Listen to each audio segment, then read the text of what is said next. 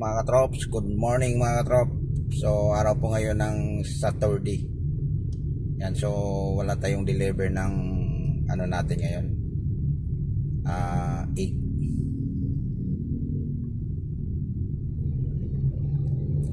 Mamaya pang hapon.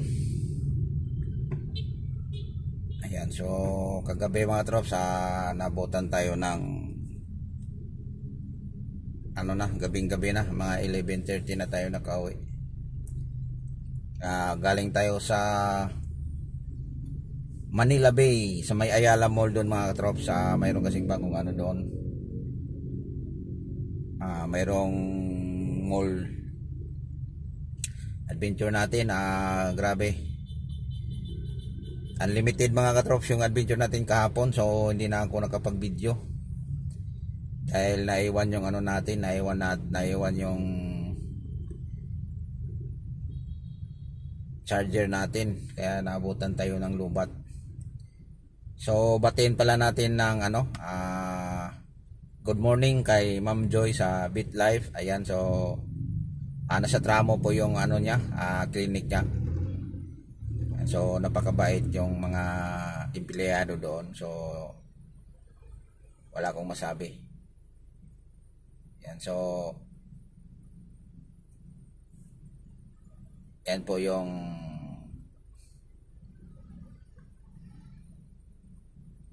maganda yung ano nila doon mga katrops. Sa mga may mga animals lovers dyan, so mayroon kayong mga problema sa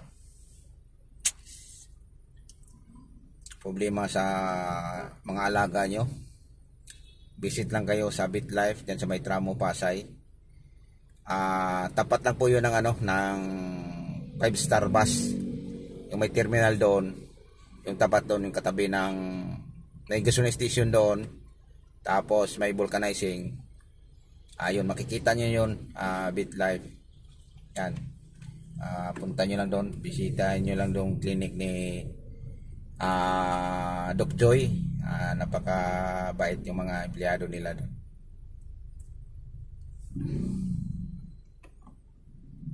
Traffic mga trops, yung stoplight. Ay, sana walang traffic.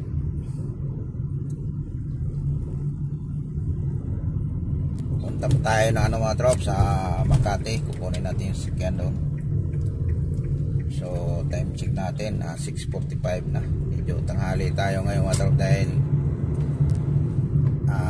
gabing-gabi na tayo nakauwi. Buti na lang hindi gaano traffic nung pag-uwi natin kagabi. So maabuti tayo ng 45 minutes bago tayo nakarating. Hindi na masama yung mga ganong mga rops, so makarating kayo ng ganong oras, Makati to Cainta. Medyo traffic pa rin mga ganon, pero pag traffic talaga doon mga trops, aabutan ka talaga ng ng isang oras mahigit. Ang taas na ng gas dito mga trops. Yung diesel 53, baliktad na ngayon mga trops. Yung sa Makati mga trops, yung banda sa may Ayala, may Petron doon,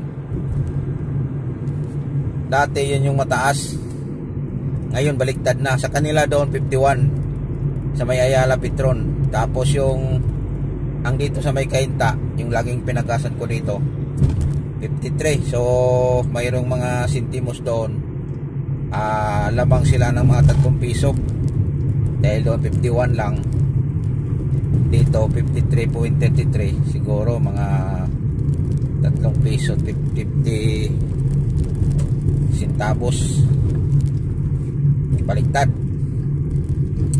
Buti na lang nagpagas tayo nung nakarang linggo, so nasa kalahati pa yung gas natin. Sana sa next week bumaba siya, pero malabo to mga katrops, bumaba. Ang ganda ng GL, ay sana Lord pagbigyan nyo ako ng ganun. GL Grandia, kalisa na Fortuner yung gulong.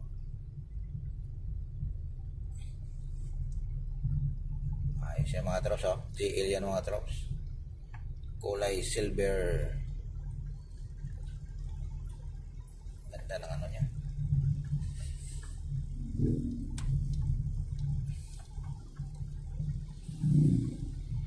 isa lang mga kalabo na speaker. Grabe, mapasanaw talaga mga trops pag mayroon tayong ganon. Pagaganda ang GL, kaya lang finish out tayo mga trops na ganong klaseng GL, yung sinasabi nilang ang tawag nito di content pa sinasabi nila. Ang last na labas yung mga trops 2016 2017 yun, tapos lumabas na yung may mga nguso na.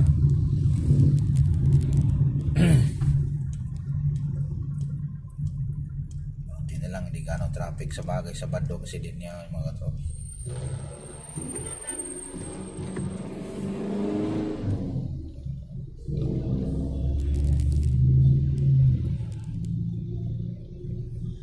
Sabado Ernest kahapon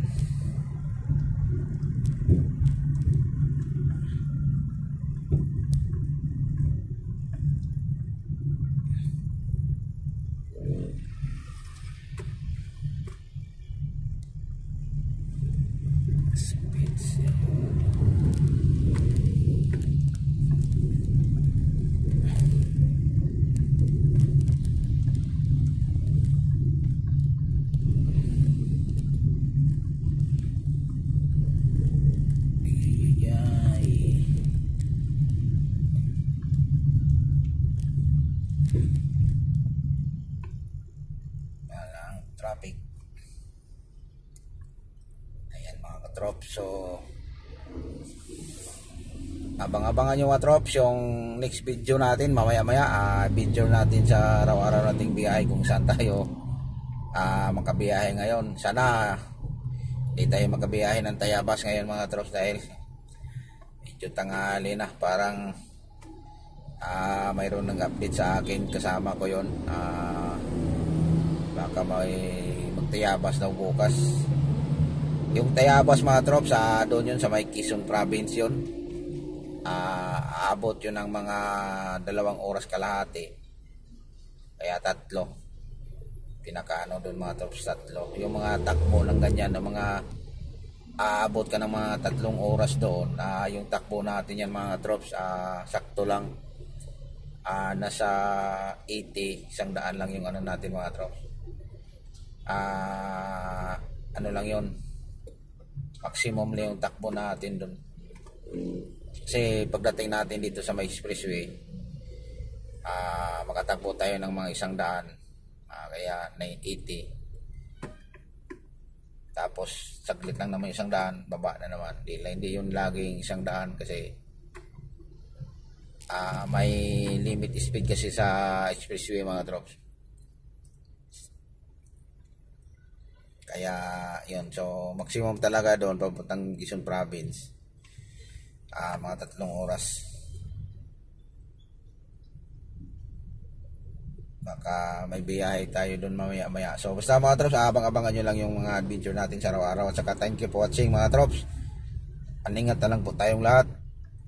God bless sa atin. Bye bye.